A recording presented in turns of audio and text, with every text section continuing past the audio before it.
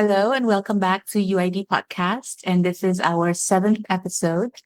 In today's UID Podcast, we are sitting down and having a conversation with a very special guest who's a truly remarkable expert in his respective field, and that is Sir Gordon Duff. And we are deeply honored to have him today as UID's Honorary President. Sir Gordon, welcome. Thank you. Thanks for the invitation. We are really delighted to have you on board, not just for the podcast, but also in your role as honorary president of UID, Sir Gordon. You bring a remarkable track record behind you and ahead of you still. But your career has spanned clinical medicine, research, science, regulatory leadership, and public health policy. Yeah, so very long and luminous career. So, how would you describe yourself? How would you introduce yourself in light of everything that you've accomplished? I would describe myself as first a doctor of medicine. But I find lots of aspects of medicine very, very interesting. So I have a love of research, but I also have a love of the history of medicine and where we have come from, and who has taken part and contributed to that very successful journey. So you recognize that it's never just the one person's achievement, but it's always a team effort, both past, present, and future, right? Exactly. I think, the phrase that if you see far in any science, but especially in biological sciences, you are standing on the shoulders of giants. I'm smiling right now because coincidentally, that was the one tattoo that I chose for myself when I finished my PhD in biology. So very apt. So, so you have chaired UK's Medicine and Healthcare Products Regulatory Agency, and you've been part of the Biotechnology and Biological Science Research Council. You've been in a landmark independent review on clinical trial safety and pioneering immunology research. And you've also been honored with a knighthood for your services in public health. So, with a career with that depth and breadth of impact, UID is truly honored and fortunate to have you. But what drew you to this work in particular with UID? Well, first of all, I'm intrigued by Indonesia, the archipelago of 17,000 islands, 6,000 of which are inhabited. And in particular, the problems and opportunities that such a geography throws up. But I've also been intrigued by the history of United in Diversity and its commitment to the United Nations Sustainable Development Goals. Because I've always, since I was a small child, been fascinated by nature, even things like nettles, I found fascinating when I was little, because how could something that looked so nice give you a sting? And I thought it must be a form of magic. And of course it is magic, because chemistry and biochemistry are magical. So I was very attracted to UID because of the environmental plus the marine side of things. I've always, my family come originally from a small fishing village in the very far north of Scotland. So I've always had a strong interest in marine biology, not a research interest, but a sort of hobby interest. And so I was drawn inexorably towards UID because of its commitment to environmental, including terrestrial and marine, and its geography and its culture, its people, its diversity. Um, the fourth largest country in the world, based on population. Um, and I thought that there must be um, real challenges there that would shed light on problems that have now become quite global in significance. But the solutions thrown up in Indonesia tend to be transportable across the world, and I love that concept too. You don't have to be in California to change the world, or although it helps. Yes, yes, thank you. Yeah, I feel the same. I think Indonesia has so much potential for helping us understand how to solve some of our most important problems in terms of our diversity and our specific geography. And there's so much to offer to the world. And specifically, the initiative that you're working on or you're leading in UID is focusing on health. So how do you see the specific texture or characteristics of health challenges that you see in Indonesia, and how might we help inform the broader world out of the work that we're doing with UID Health? Well, if we can take a step back, the changes that I have seen in my career are all about what that's wrong. One of the biggest changes that I have seen in my career is the way that we record and use clinical data. So when I started, when I was a junior doctor, when a patient came in, you would have to go, in my case, down into the cellars and look through basically a library of notes for that patient's previous notes. Um, and if you found them, that was fine. But often somebody had taken them for some other clinic or something like that.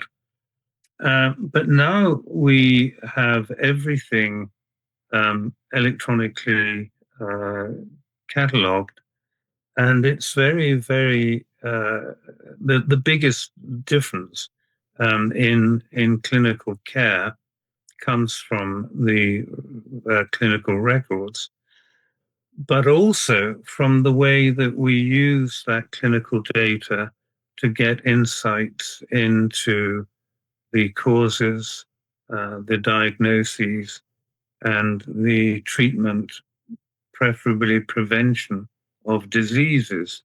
So, yeah, I've forgotten what the question was at the beginning.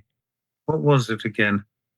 Maybe what is it about Indonesia and healthcare challenges that UID is addressing with your leadership, with the initiative that we're working on? What is it trying to achieve, and why does it matter to the larger system? Well, let me tie that back to the archipelago geography. I mean, clearly, digital, in the full sense of interactive digital artificial intelligence, is going to be a particularly big help in Indonesia because of the geography. And I see Indonesia as a test bed for all sorts of innovations in healthcare and in medical research, uh, based on the different communities and different islands and difficulty with travel and so on. So I do think it's a uh, a great test bed, almost like a laboratory for digital medicine. Yeah, this brings to mind what we already know from the world of innovation, that when you design or solve for the extreme users, the users with the biggest handicap or challenges or circumstances, then you actually bring a lot of good for the rest of the users as well, right? We have known this for example, the ramps for wheelchairs and also used for parents with strollers, and it makes navigating life easier. So I can see how this could be really interesting when we solve for the logistical challenges that Indonesia presents for medical research and what that might mean for the rest of the world. Definitely, certainly. So, do you want to double click a little bit more on the UID Health initiative and what has been done, or what's brewing, what's cooking, what's interesting or exciting? Yeah, the UID Health is a small team, but very committed team, and we have been sort of focusing on computer science in health. In other words, AI, not quite into the machine learning or the deep AI yet, but or deep learning yet, but certainly active in thinking about how AI methods can help not just in clinical data, but in research and in um, the the healthcare generally, in healthcare provision. Um, and we have held 2 or 3 events. We started thinking about 2023, 2024, and in 25 last year, we had a couple of events, and we have 2 or 3 events scheduled for this year. And one of them is called Demystifying AI in Healthcare, and it's in conjunction with the University of British Columbia in Vancouver, Canada.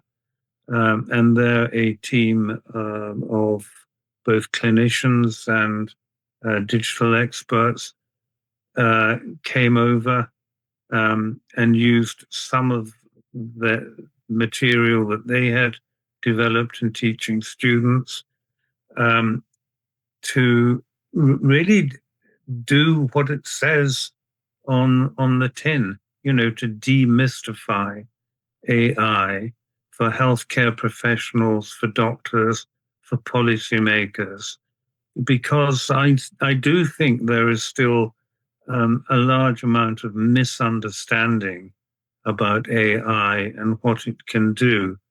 But in the field of healthcare, or medical research, where you mostly have quantitative questions and quantitative data, I feel that the scope for doing or gaining so much patient benefit is huge.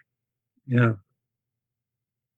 Do you understand what I mean between quantitative and qualitative questions and approaches? Well, outside of the context of medical research, at least in my world, quantitative things that you can quantify, numbers, heart numbers, maybe like your blood counts or your things that you can actually measure with precision. But then there's a qualitative, the in between, the meaning and how do patients feel, and the things that you can only gauge by asking questions to people. Maybe. Yeah. Did that track? Yeah, I think you got it, but there is a that numbers doesn't really make things very quantitative in the sense that I mean. So if I hold my cup up, I can ask you, how big is my cup, right? And that is a quantitative question. And what is it? 8, 9 centimeters. But whenever I measure it again, provided it's not smashed and it keeps its structure, it's always going to be the same, measurement. And whoever measures it is always going to be the same. And in the known universe, wherever it is measured, it's going to be the same. It may be measured in different units, but when they are transferred to centimeters, it will be roughly the same. But if I ask you a different question, do you like my cup? You can say yes, no, not sure. And that may be, and then I can take a sort of one removed quantitation, and I can say, on a scale of 1 to 10, how do you like my cup? And you could say, oh, it's an 8. But that's only you saying it now at this time in this place, and anyone else could. So that tends to be thought of as quantitative, but it's one removed and it tends towards the average, where I like to be very specific. And I think the questions that apply, or the methods that we can apply from computer science to medicine and medical research, are very much more in the how big is my cup category. Okay, so I spent a long time on that because I think there is a bit of confusion between but you got it. You were saying qualitative is feelings, behavior, and so on, and culture, which can change. It changes between individuals. It changes over time, and it certainly changes with different cultures. And we have to deal with all that in the tools that we develop and are prepared to use and know how to regulate in computer sciences. Is that exactly where maybe the AI can be of help, is by, because it's really good at detecting patterns, right? So maybe correlating the quantitative with the highly context dependent qualitative data, and helping us make better decisions as a whole when we understand the quantitative data in the context of the qualitative context. That could be, and that should be the case. But it depends how you train your machine. The machines learn by themselves now. They learn from experience, but we give them learning tranches of data, and if there are untruths in that data, they will be perpetuated or even amplified as we go on in time. So I think your point is a good one. It is in the ideal world where AI could help, but we have to still be very careful about um, how we um, how we design our machines and the software. Yes, yes, yes, yes. Of course, that's always a very important point. So, maybe just one last question around this demystifying AI and health initiative. What were the conversations like, and what surprised you, and what energized you from those conversations that emerged in this particular context? Well, the people from the faculty from British Columbia told me that they were amazed at the enthusiasm and the acceptance of this new technology um, in by people who had not really been exposed to it before, and the steepness of the learning curve. You know, people in by the third day were coding themselves using their own data, and if they hadn't got data that the faculty provided data, but people were doing their own coding. And what impressed me was the speed of uptake, the level and the depth of understanding, and then the width of understanding, how this could be usefully applied to my work in my job on a day-to-day basis. Um, I found all of those aspects uh, deeply uh, encouraging, and so we have a cohort who has taken this training. We're doing another cohort up to the same level this year, and then the third year we hope the faculty hope to take it to the next level uh, of technicality.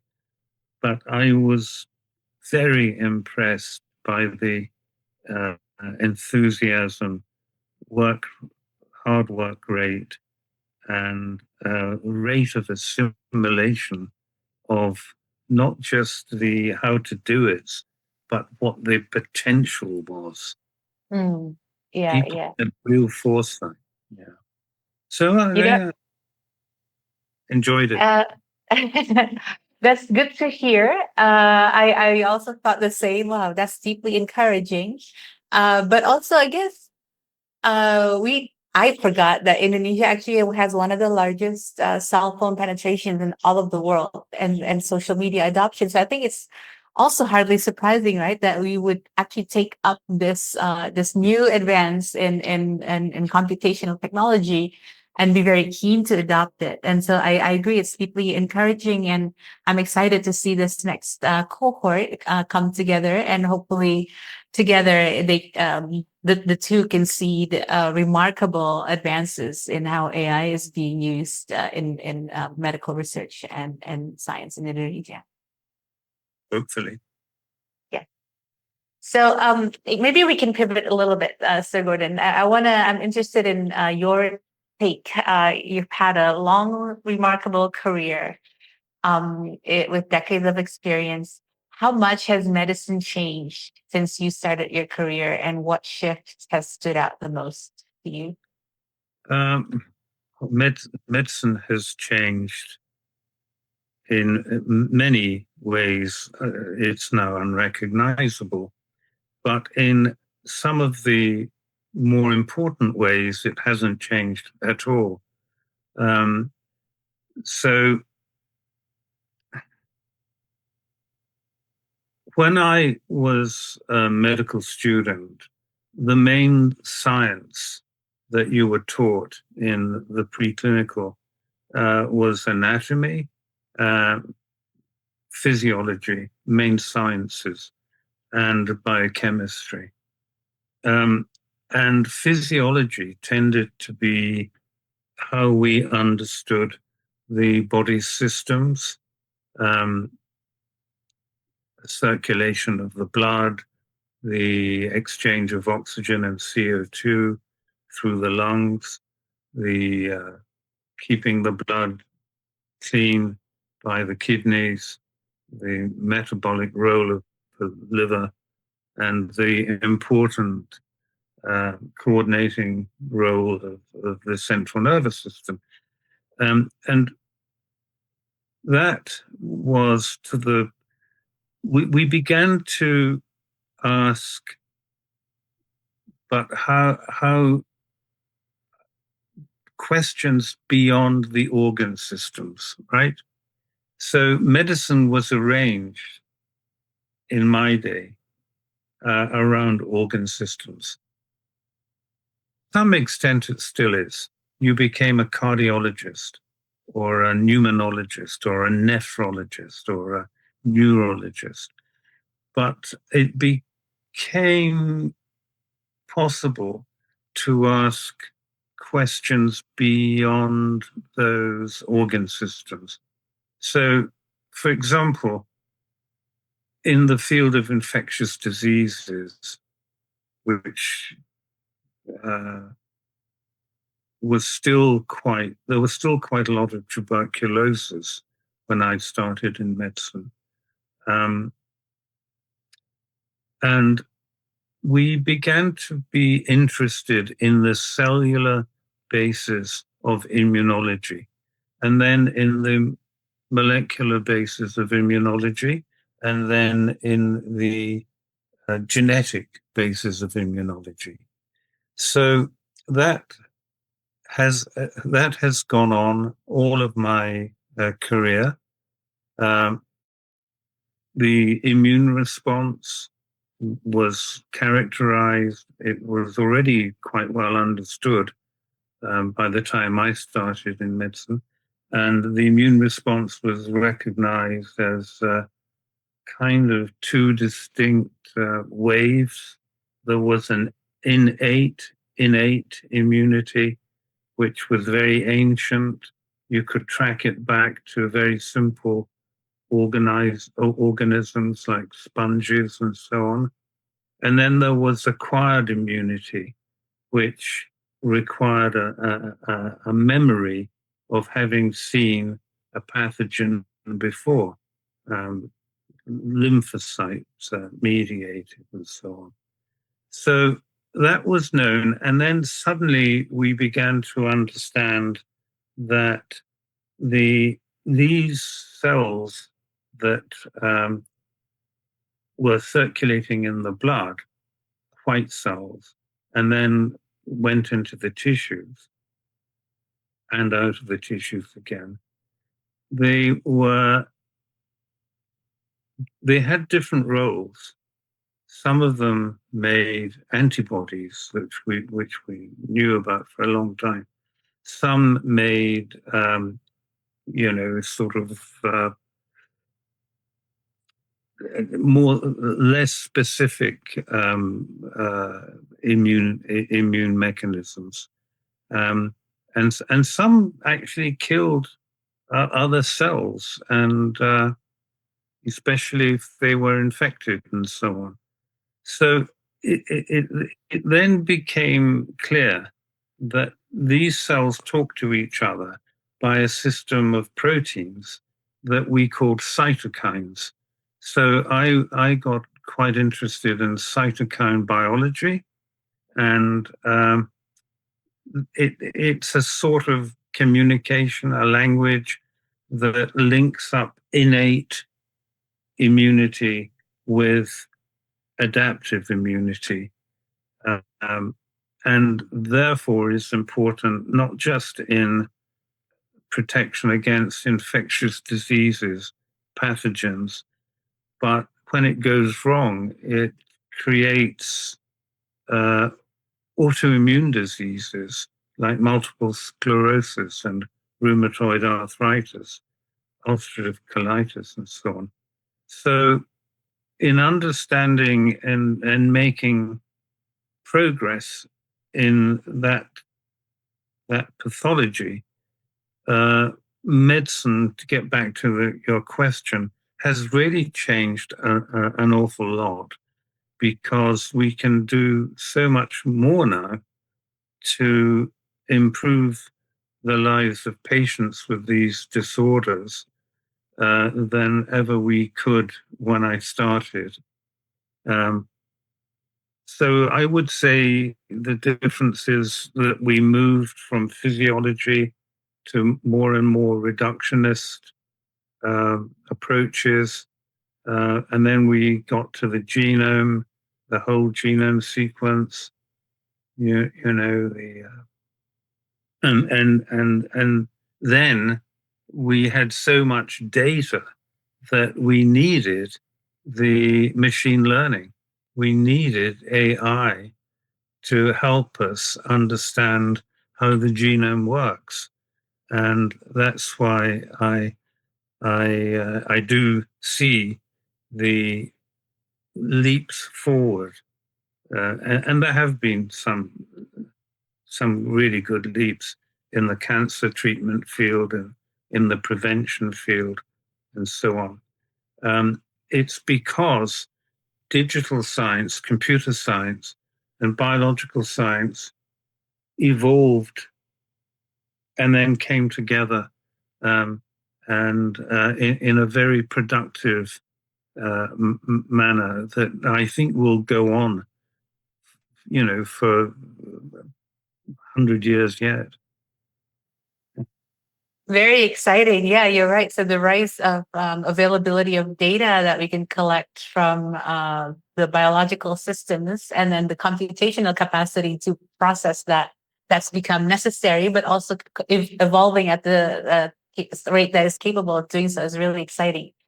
And also just the understanding from what I'm hearing from you, like, how cells actually talk and communicate to each other. So it's no longer like a reductive look at particular systems, but also how the system operates as a whole, which is very much in line with what UID is doing with, whole system change. So very, very exciting.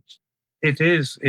And I always say that the cytokines, the protein messengers that cells release and then are picked up by other cells with receptors, is one nucleus talking to another nucleus, because most of the cytokines are inducible. They're not made constitutively. Many of them are, but many of them are not. So a signal from the outside, one nucleus decides to make a cytokine. That cytokine travels and is picked up by a receptor on another cell, and that receptor signals to the nucleus of that cell. So it's a nucleus to nucleus conversation. It's very exciting if you think about it like that. Yeah. DNA talking to themselves, talking amongst themselves. Well, I can't help but notice. I mean, Sigurd, as you know, I also trained in the biological sciences, and now I facilitate systems change. And I also see that similarity, right? In life, nothing happens without communication, without, closely being attuned to one another. And that, I think, on a larger scale, that's what we need to learn to do better as well as a society. So, Yeah, you're absolutely correct. yeah. I agree. So, if I may, dive a little deeper to your role during the MHRA process that you shared. Um, so it's the UK's Medicines and Healthcare Products Regulator, and that, where you had to balance innovation with safety. And I think there's some echoes of that right now in the way AI is being deployed to society, becoming embedded in healthcare systems. What are some of the most important lessons that you see that, from that time that should guide us and how we regulate AI in healthcare and medical safety? Well, if you think of what is regulation, regulation is trying to ensure that the benefits of an innovation whether it's a medicine or a medical product or a medical equipment, but the benefits outweigh the risks. And there is a third dimension here. So you can think about benefits and risks, and the benefits have got to be more than the risks. But there is a third dimension. What happens if you don't do anything, right? So, for example, the benefit risk ratio that you would need to create a new medicine for the common cold would be very high. There's almost no risk is tolerable, right? And it's all benefit if you're trying to target the common cold. But if you're targeting a lethal disease that is going to end the patient's life in 3 months or 6 months, then the tolerance for risk is much higher.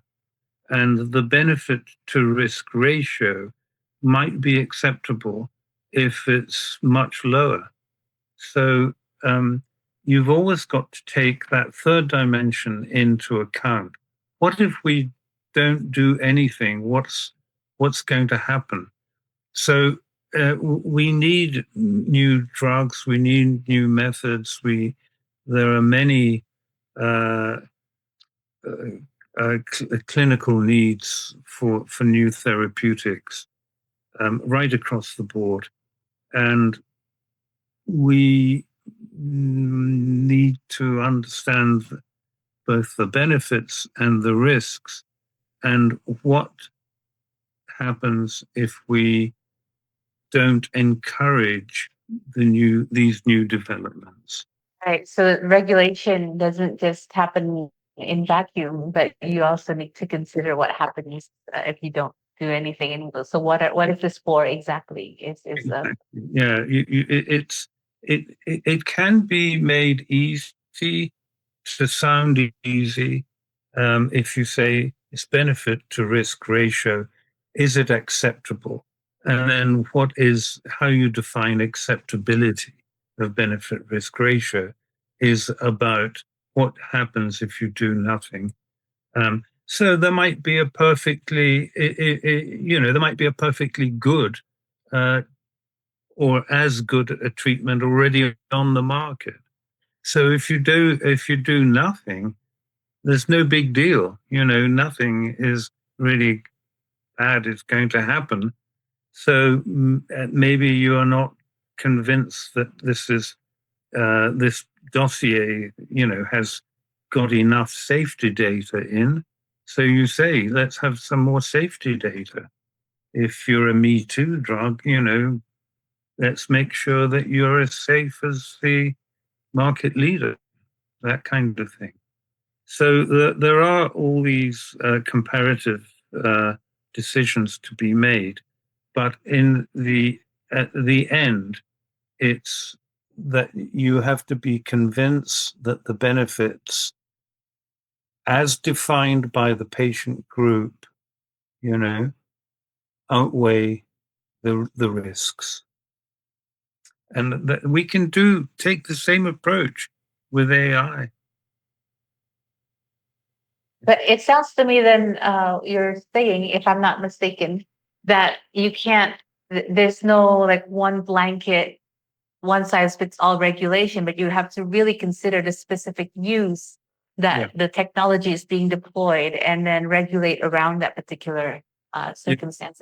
Exactly correct. And in medicine, we call that the indication, right? So the indication for that drug is,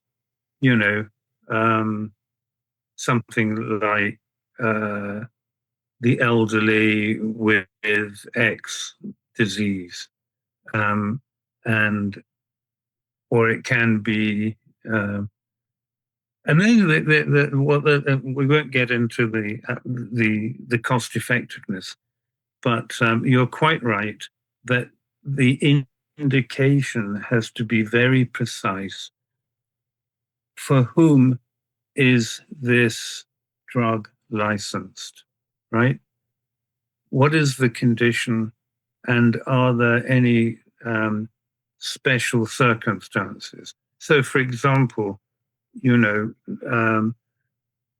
not pregnant women, or not often is not women of a reproductive age, because we've had, you know, the tragedies there, and we must learn from those tragedies. So the specificity of the label of the drug and its indication are everything. And within that specificity, the benefit risk has got to be demonstrably, clearly positive from the clinical trials. Right. So that requires attentiveness, I think, on the part of the regulators, that you can't just, you know. Yeah, you cannot assume that, you know, if it works here on this day, it will work there. Yeah, yeah, yeah. You know. Okay. So Gordon, maybe one last question. Coming back to UID Health. After everything you discussed from the history of medicine to AI and regulation, it sounds like we're really building something here with an ambition. What can we look forward to from UID Health in the coming months? What are you most excited about? Well, I'm excited about the um, everything we do. So we have these 3 events coming up, and each one is exciting in and of themselves. We have a discussion event, which is to do with what we've been talking about: societal, ethical, and regulatory impacts of AI in health across the board, which means drug development, new diagnostics development, and healthcare delivery, all of which can have positive things, but we need to know, we need to begin to explore what the potential negatives might be. So that's on the one side. I'm very excited about that. I'm very excited about the demystifying AI for healthcare workers and getting them using it in a couple of days, and taking that to the next level. And I'm very excited about the concept of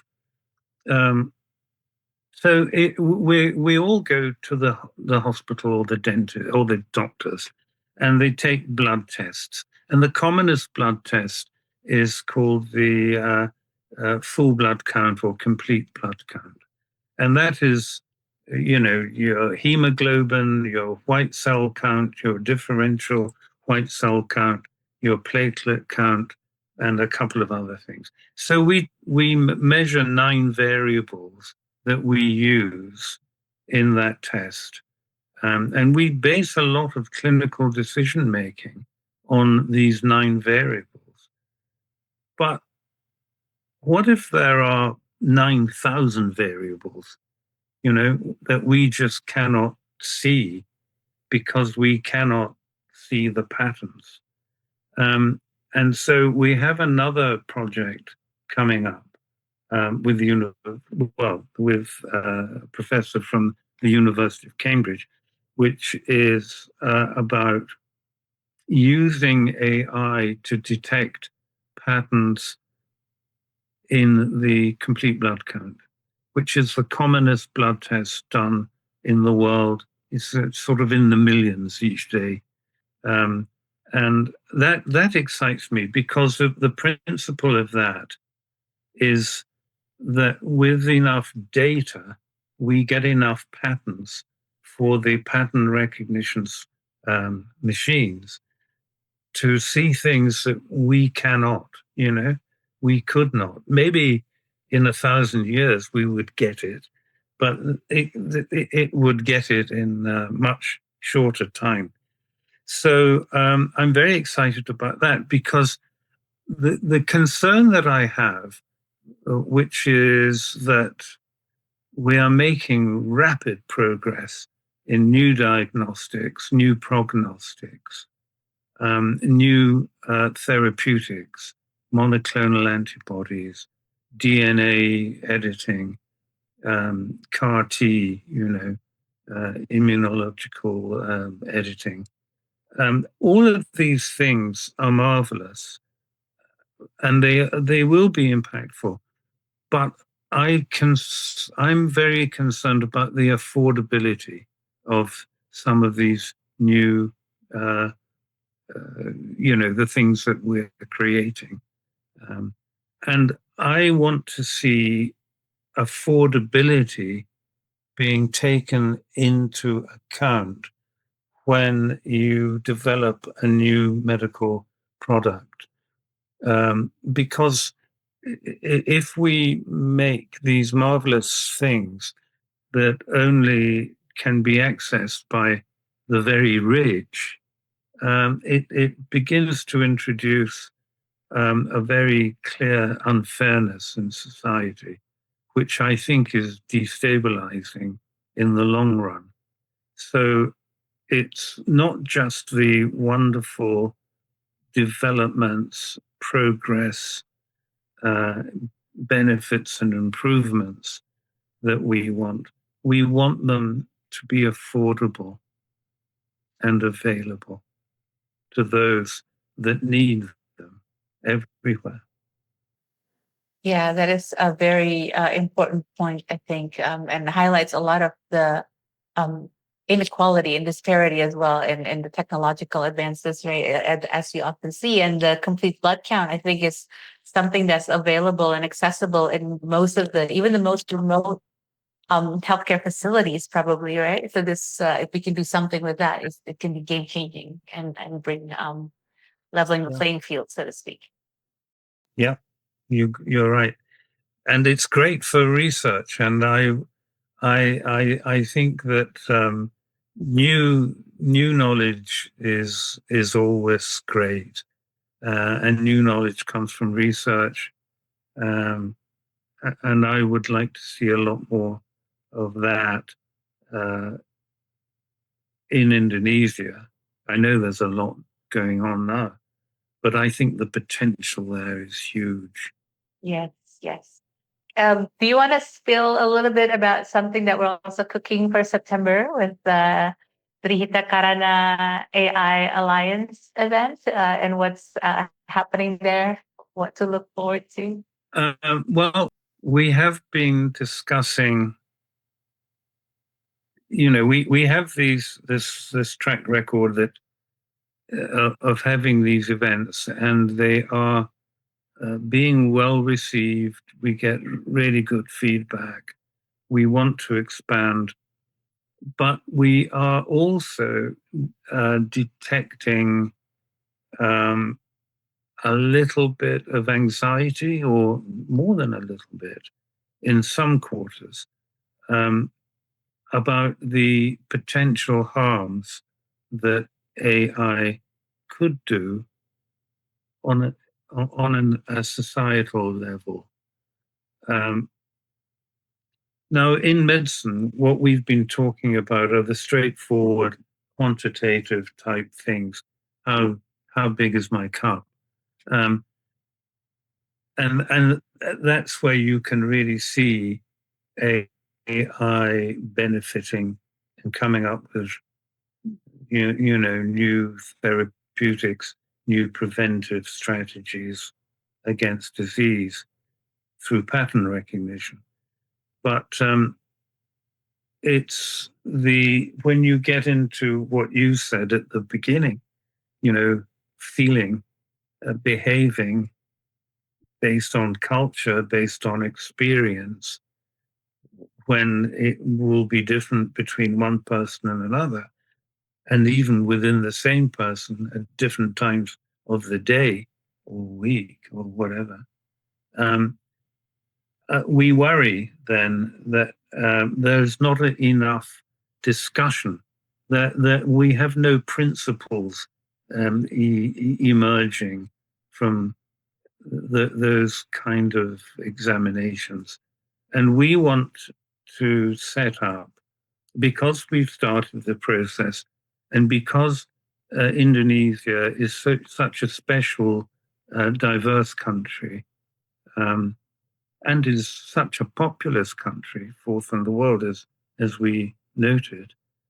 And Bali in particular has this Trihita Karana philosophy, which goes back into the mists of time, and it's Trihita Karana is the three harmonies: harmony between people, harmony between people and the environment, includes the marine environment, and then spiritual harmony, being mentally healthy and uh, at one with the universe.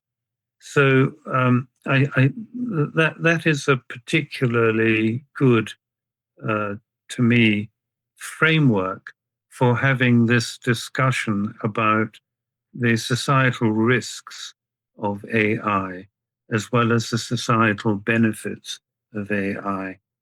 And so we are thinking about launching uh,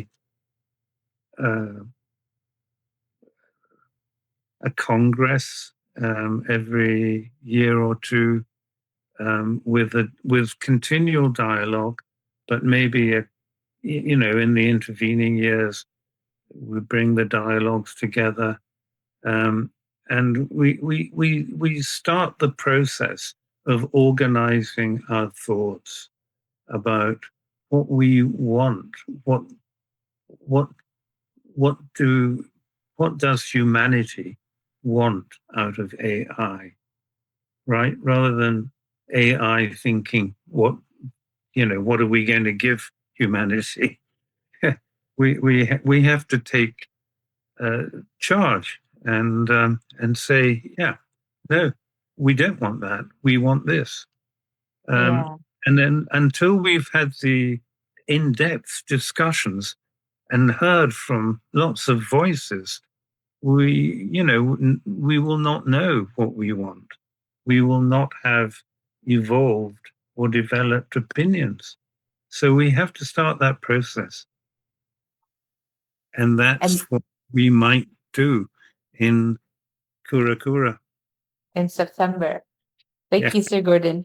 I just want to throw back a little bit around our earlier conversation around regulation, because now we've highlighted that maybe the regulation can be very circumstances specific, but the principles governing the regulation has to be, you mentioned affordability, accessibility, ethics, and all that. So the principles can be broad and Yeah. universal values, but then we apply it in specific cases to translate it into regulation. Is that the right I think reading? you've got it absolutely. So everyone can agree the big structures, what is right, what is wrong.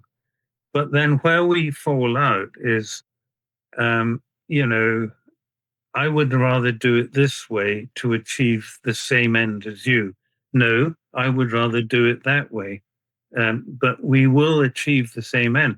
But it's how we are conditioned and, um, our cultural backgrounds that make us maybe not see eye to eye on how to achieve things, although we essentially all want to achieve the same things, a peaceful life, a greener world beneath a kinder sky. We all want that, but we cannot agree on how to achieve it. So we need to start talking. Yes, yes, and that's exactly perhaps where UID does our best work is by bringing in these different stakeholders that might have different interests and different goals, short-term goals, so that we can still keep an eye together on what is the most important thing that we want together out of this advances in AI. So thank you so much, Sir Gordon. This has been a genuinely lovely and fascinating conversation. I hope you had a good time as well. We've covered medicine, science, policy, the future, principles in AI. Thank you so much for your time. Thank you for the invitation, and I've enjoyed your questions. I'm slightly tired. As you know, it's I've been up all night. We had a thunderstorm here with lightning. Um, but I have really enjoyed your stimulating questions, and you actually made me think as well. So that's great. Thank you. Well, thank you so much. Thank you, And to our audience listening, thank you so much. I'm Chubila Walata. I forgot to introduce myself in the beginning. I'm the Director of Transformative Learning and Systems Change at UID, as well as the Director of UID Bali Campus. And it's been a delight to have Sir Gordon with us. And hopefully we will have hooked some of you into thinking together about some of the things that we discussed, and maybe joining us in whether in the demystifying AI or the September events, or just joining UID in general and how we think together for the benefit of humanity and the planetary healing and regeneration. So thank you so much. Take care, Sir Gordon. Until next time. Thank you. Thanks, Shobi. Bye. Bye bye.